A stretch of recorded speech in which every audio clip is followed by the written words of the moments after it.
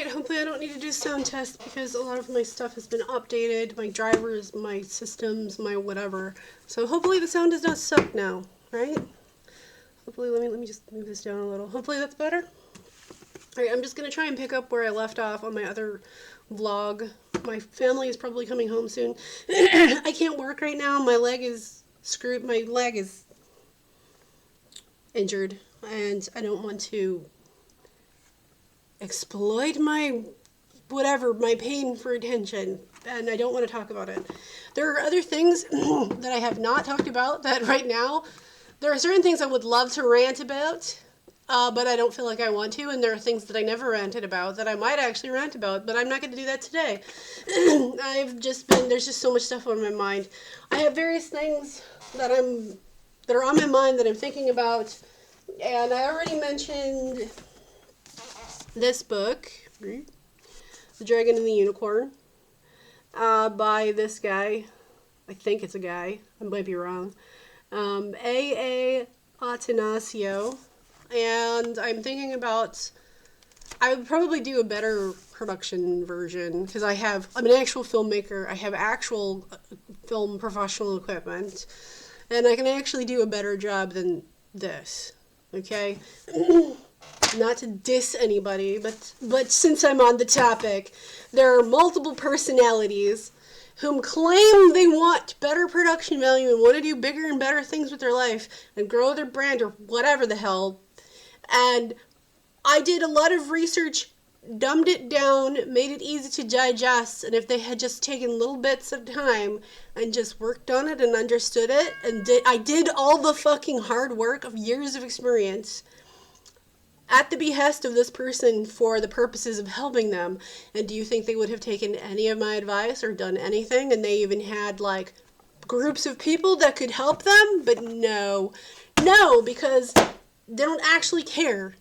Whatever. Moving on. So, one of the things, because I know a lot of times people are fixated on things like whether it's physics, metaphysics, spirituality, or new age shit, paranormal shit, and the like. One of the things in some of the research groups, so if you've ever watched or read books by Howdy McCoskey, that's one I've spent a lot of time in.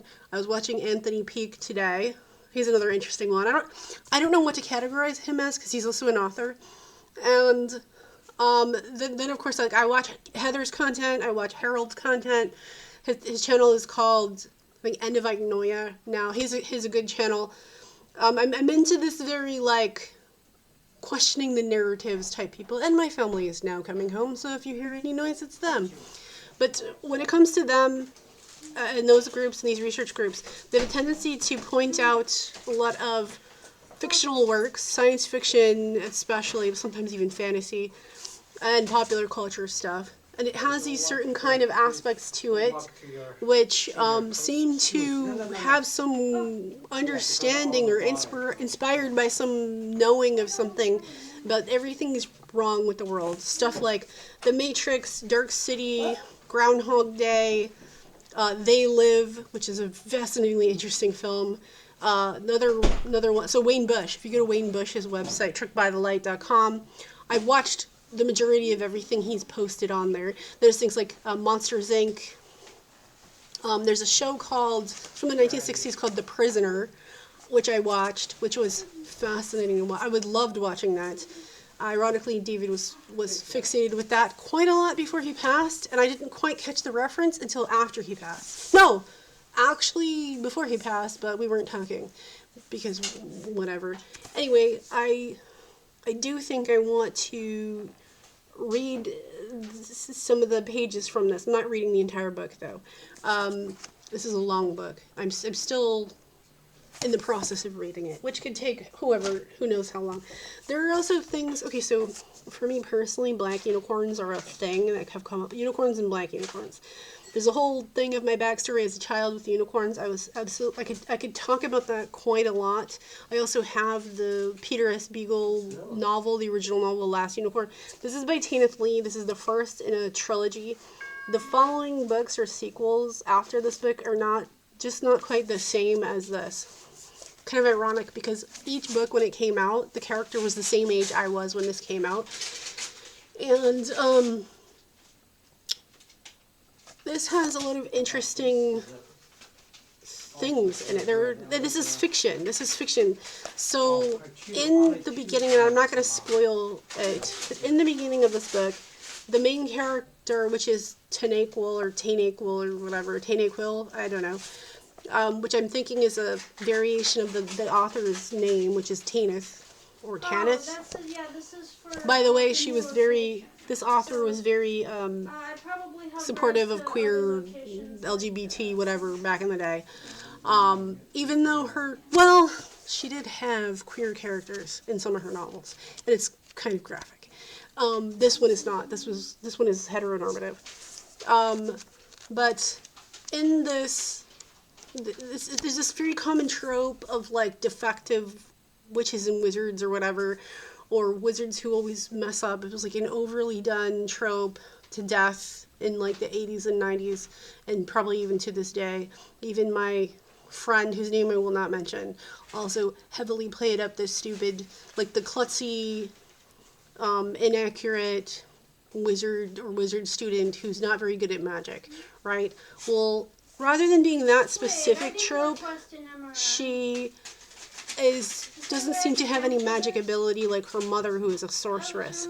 However, by the end, you start to realize that she does have a kind of magic of her own, and her father was a kind of mechanist who built like automatons, robotic things, sculptures, clockwork gears, all kinds of mechanical things. And she finds these bones of what look like a unicorn, and then she puts them together and uses like cogs and wheels, and then it kind of comes alive. There's a whole thing, and then she kind of goes on this whole journey of things and finds her father and her half sister, and she goes to this other nation, country, whatever, city, I don't know. It takes place in like very desert like world, and when she goes, there's references to beings from other worlds or other realms, including quote unquote demons. And then at the end, there is this really interesting thing that happens. She goes, or near the end, kind of the end. I don't want to spoil too many things about the story, but she ends up going to this other world realm with this black unicorn. And in that world, there's no violence. And this was written in the 90s. There's no violence. Animals don't eat each other. It's very almost like vegetarian, but not even, like they don't even eat the grass or the plants. It's like this world of not consuming everything, right? Of consuming itself. And as she's walking around in this world, and it's like beyond amazing. By the way, she's also a famous science fiction writer, not just fantasy. As she's walking around, and she's with this weird little animal, in the author's way of writing the story, she refers to it as a peeve, which oftentimes reads like a weird, annoying cat. I don't think it is a cat, but in my head I view it as a weird cat-looking thing. And she goes into this world with that peeve cat thingy, whatever it is. And they're walking around following the unicorn, because the unicorn's been wanting to go to this place, which is where it originally came from. And also the interesting symbolism of it being a black unicorn, which it originally was a white unicorn. And this is another thing that is also brought up in Terry Brooks' The Black Unicorn, which is also a book from a series of novels. This also has very interesting concepts. I mean, these are fantasy fiction, right? This is also where people are coming in and out of different worlds and going to other worlds and stuff, right? Well, as she's in this world, this more perfect world, as she spent a little bit of time there, at one point she turns around because she has the option to go back. she looks back and realizes that everywhere she's walked and stepped, including the peeve, have killed everything. Everything they walked on, everything, all the grass, all the plants, anything that they touched, destroyed, decayed, and killed everything. And when she has this realization that she did that, she doubles back and she's like, this is wrong. And then she leaves that world. Because just by her being in it has caused devastation, even in a small amount, which, having walked through it, it is more than she can handle. And the guilt and shame she experiences over it is really bad. So then she comes back to the mussed up world, which is supposed to be like a variation of our world. And she comes here. Now, at the end of the novel, there's also this weird, like, allusion to some romantic thing, which does not play out in the following novels. And it's very... The following novels after this are very emo. So there's this kind of, like, sadness, angst, depression, emo, almost goth levels tone to all of these books, which I think if you're a teenager, maybe you could relate to, or a young adult. I thought about maybe reading some of the excerpts of this one. The other one's not... Well, there are some interesting aspects in... Like, there's the first sequel is called Gold Unicorn, which is more of like a mechanical unicorn story. And there's Red Unicorn. There's these weird depictions of, like, these... Honestly, it reminds me of, like, machine elves kind of thing. I thought about maybe reading some of that excerpts as well. And then there's this one. This is a Terry Brooks novel, which is from a broader series. I don't know if this is the second or third book in this series, but it's not the first book. And this author is actually a pretty good writer that you don't need to read the previous books to understand this story.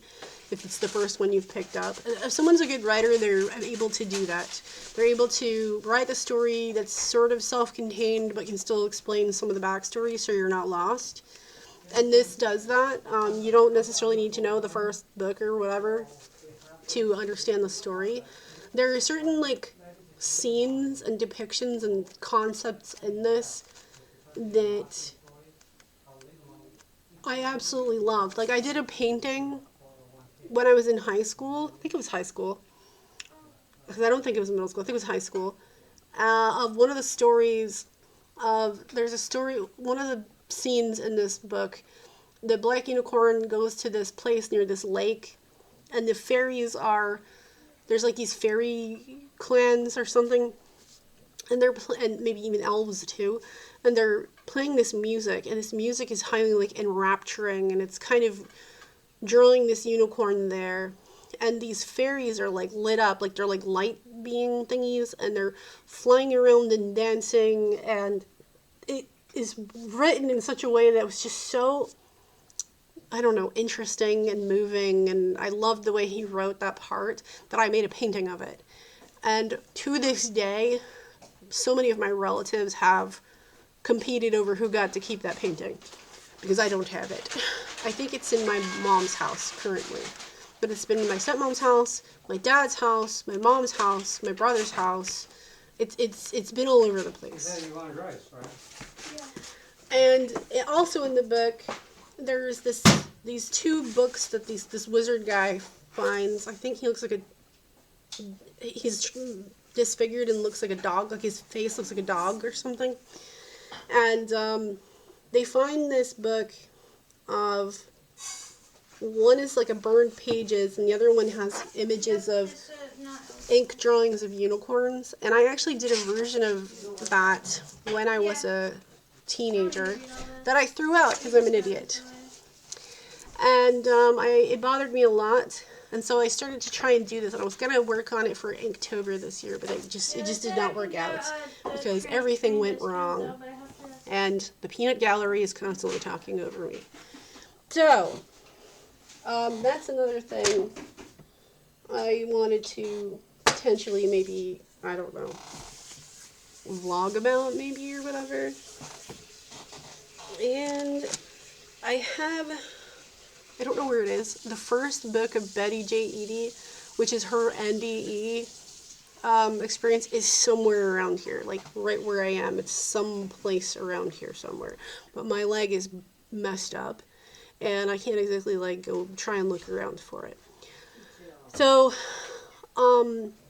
as with a number of books from like the 20th century that were heading in this more new agey direction, everything had this very Judeo-Christian like filter imposed upon it. And I have several of this kind of books because if you were religious or whatever, all of these things were shunned, demonized, shamed, and smeared. And so the only way you could write about this stuff is if you professed your churchiness.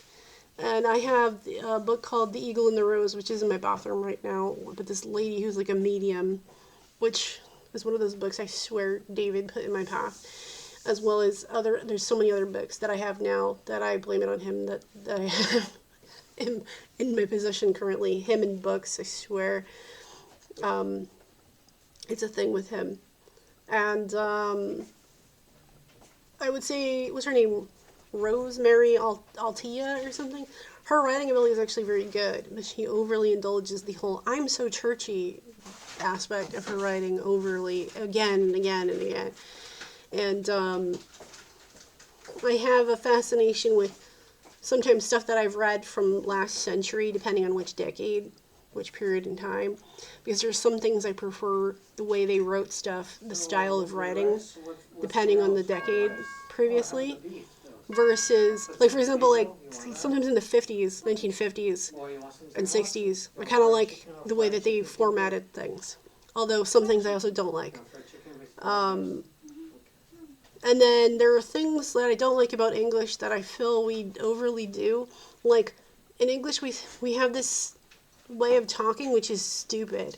Like, we say have to, which, why don't you just say I must or I need? So I try not to use that. And then there's other dumb things we say in English and written. We say have to have. The heck? It's so dumb. It's so dumb. So I actively don't write that way, and I try not to even speak that way. I thought it was more of an American thing, but I read a lot of The Eagle and the Rose by Rosemary Altea, or whatever her name is. And she has these weird ways of talking, too, and she's British. Like, what else do they say? Like, we use the word had for everything. I had. This is a way people talked. I don't talk this way anymore. At least I don't think I do. I have also said stuff like I'd had, which is a contraction, but it's still I had. And I have reduced it to I did, or I, and then past tense verb. So I walked, rather than I had walked, which is dumb. This is English. This is how we talk. Why? I don't know. And, but I mean, it's funny because, like, in German, they see weird, they have odd things too. Like, the word give in English has many meanings originally that we don't necessarily use today. Like, give, the word give, usually when you think of give, is to have something and then it's gifted or given to someone else. So that it moves from here to there, right? But the word give can also mean motion. So if you're like a craftsman and something needs more give, right? It means it moves better, right? In German, it's almost the same word. It's gibt. But they say gibt for even asking a question, like gibt es, which is literal give it, but it's a question. Rather than have you or did you. And this is kind of like a variation in like British English, where British English, like we would say, how are you? And they would say, how do you do? Although I don't know if they even talk that way anymore. Or did you eat yet? Versus they would say, have you eaten yet? And then there's variations of this in literature, because literary depictions in English are different than spoken English. And that's a thing. There's also weird things like when I was a kid, the word mirror, which is 2 syllables, for whatever reason, everybody called it a mirror, which is weird. Then when I went to school and I realized that's not what that is, it's a mirror, I stopped saying mirror because that's dumb. And there are still a lot of North Americans, depending on where they're from in the United States, who will actually say mirror, which sounds so dumb. I don't know why you would say that. Another one is the word hours. So there's hours as in time and hours as belonging to us. But where I grew up in like South Jersey and Philadelphia area, people would say ours, which sounds so dumb. Because it's not our, it's ours. Or our. And I guess that's it for the moment. So.